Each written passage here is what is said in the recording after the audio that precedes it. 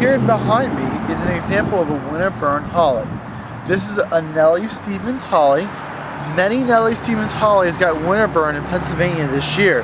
This is 2014. We had a very bad, cold winter with lots of winds and many days where the high temperature was in the teens.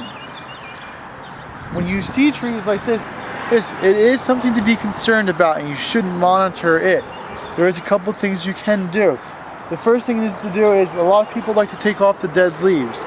You don't really have to do that, and sometimes you don't want to do that because if you take off a leaf that's dead, that you think it may be dead, it actually may not and may hurt the tree later.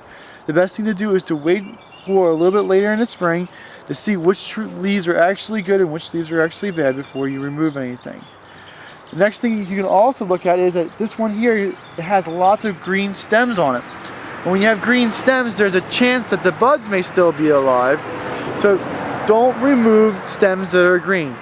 Wait until later in the spring to see which stems blossom out with new buds and flowers and which stems are actually truly dead. You can see right on this one here, it's just about ready to flower with the flowers of the Nellie Stevens holly, so you don't know how far back where the buds are. Just give it some time and you'll see which buds are alive and which buds are dead. The main idea is don't panic when you see your plants like this. Give it some time, see how the plant's going to react before you go start ripping out and getting new trees. And this was a well-established Nellie Stevens, is that correct? Yes, this was planted in here probably when it was like 4 to 5 feet tall. And it's definitely up to 8, maybe even a little bit up to 9 foot tall. So even if you planted your tree last year, a lot of trees that were planted prior to that had been established and been in the ground also had damages. Well, thank you, Mike. And what other trees suffered windburn damage this year from the severe winter? All evergreens suffered this year.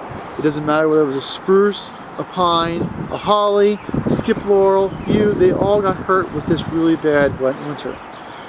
Just give whatever you see. Sometimes you'll see stuff that loses its needles, some of it doesn't look very good. Whatever it is, just take a look at it and let it do what it's going to do. Don't force something or don't start cutting until you know what is actually dead. Okay, thank you very much. If you have any questions, you can call Michael at 267-446-2376. All right, very good.